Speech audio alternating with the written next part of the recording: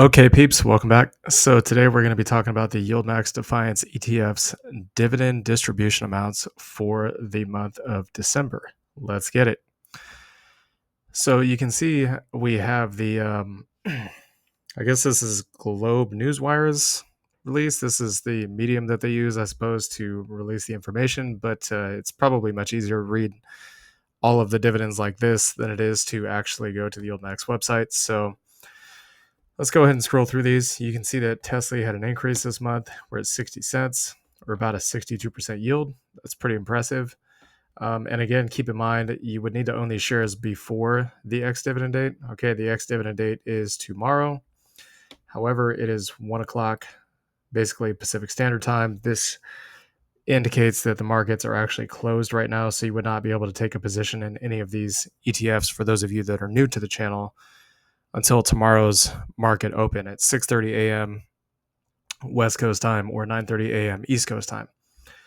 So with that being said, OARC had a bit of a drop. It's 24 cents. And I mean, yeah, that kind of sucks, but still 21% yield. I mean, that's pretty good. So Aptly had a pretty large increase. I think it was 14 cents last month. Now it's up to 46 cents. So that's a pretty large amount. That's, I think, more than a 3x return on investment right there in terms of income. So NVIDIA is currently sitting at 50 cents. Correct me if I'm wrong in the comments here, but I think that NVIDIA is actually more this month than it was last month. Again, they don't have for some reason on this page, they don't have like the side-by-side historical data like they did before. So that's kind of sucks a little bit, but AMZ paid basically 47 cents. You get about a 26.5% yield. FP was at 60 cents, about a 35% yield. GUI was at 37 cents, a 24.6% yield. Enflea surprisingly was pretty high. It was at 80 cents with a 53% yield. And check this out. This is just absolutely insane. This is crazy. Okay. Coney, which is the Coinbase YieldMax ETF, had a dividend payment of $2.46 a share.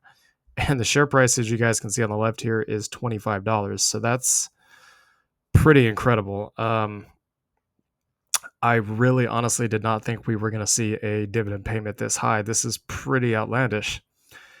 But so this is 113.6% yield. And keep in mind, this is strictly 1 month's worth of trading. This is not like it was when it first came out. Okay, when Coney first came out, I think it was 80 cents, and everybody was like, "Oh yeah, it's a month and a half worth of trading. That's the reason why it's so high." Well, now we have evidence that it's not just based on a month and a half worth of trading, because this is 1 month's worth of trading in options. But it's not the only one, and we'll get to that in a minute. So MSFO surprisingly was actually pretty high up, 41% with a 78 cents per share. DSO 42 cents, 24.5%. Zomo was unsurprisingly low at 20 cents per share, a 13% yield. We'll go over that in a separate video, but the reason being is, as I've told you guys before, and if you're not following us on X, just follow us on X at Investing for Freedom on YouTube. You just type it in there on X and you'll find it. But basically, we've been talking about oil for weeks, saying that we think that oil is going to sell off massively, and that's exactly what it's done. Oil's sitting at its lowest support zone in many, many years.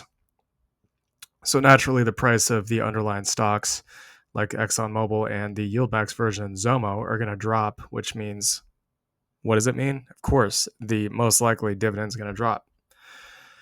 So for anybody that's looking to pick up Zomo right now, like we're picking up USOI, you're basically really trying to inverse the play here. You're trying to get the gains, not necessarily worried about the short term, the dividends in the short term, because you know they're probably going to be smaller. But basically how that would go, of course, this is just my opinion, not financial advice. I'm not trying to predict the future here, but pretty much kind of what we're looking for is oil to bottom out probably sometime in the immediate short term, maybe between $60 to $70 a barrel. Then it starts ripping to the moon again. And buying into these oil stocks now would basically give a pretty, I would say, maybe not immediate recovery on share price, but some pretty decent upside potential for oil stocks. And then, of course, once the prices of these shares go up, the dividend will also go up. for the YieldMax one anyways. So JPMO was 20 cents and 12.49% yield. Keep in mind, JP Morgan does actually have a dividend itself. I think it's $1 a share as of recent. AMDY dropped quite a bit from last month. I think it was $1.11 last month. It's now 44 cents or about 26%, but that's still pretty good. The PayPal version, 52 cents, 32% yield. Squee was massive too. I mean, look at this thing, $2.14, 103% gain. If I had to guess, the reason why Squee probably popped off so hard is because of the fact that I could be wrong about this. Maybe it's changed in recent times, but I believe the CEO of Square, or what's now I believe now known as Block, has like 5,000 Bitcoin or something like that. So of course, the price is probably riding on the to some extent on the Bitcoin price, maybe through options or something. Moderna, which is the new one, that's 41 cents with a 25.5% yield, and the C3 AI, we have yet to see that one. Although I think we're probably going to end up picking up some shares this month. We'll have to take a look at the technicals, see if that really makes sense. But we'll let you guys know. We're gonna try to do a video once a week talking about all the different underlines of these funds, as well as the YieldMax ETFs themselves in terms of technical analysis and price. So this is the dividend distributions for this month.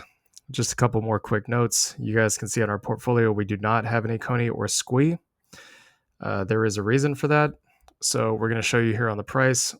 So as you can see, we're on the Coney ETF here. You can see that the RSI is massively overbought here.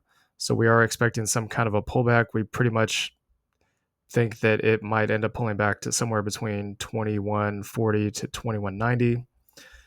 Now, if we scroll down here, and we'll take a look at the price of Coinbase. So you can see Coinbase has just been, this thing has been ridiculous. Look at this. It went from basically you had your earnings, right?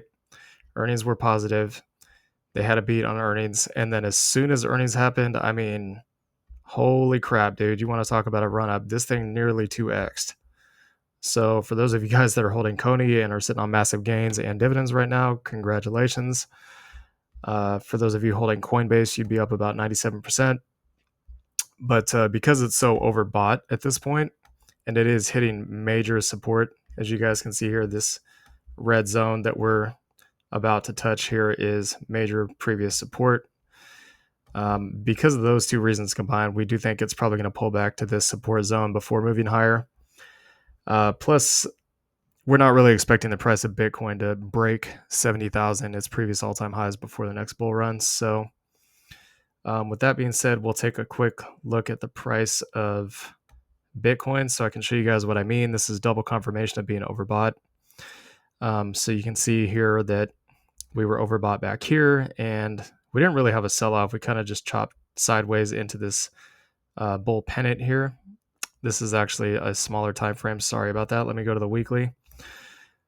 So this bull pennant broke out. The price target is about 47,000, but kind of what we're thinking at this point is it may pull back from here, or it may just go straight up to this 47,000, which is basically the bear control zone right here before this massive sell-off to 16.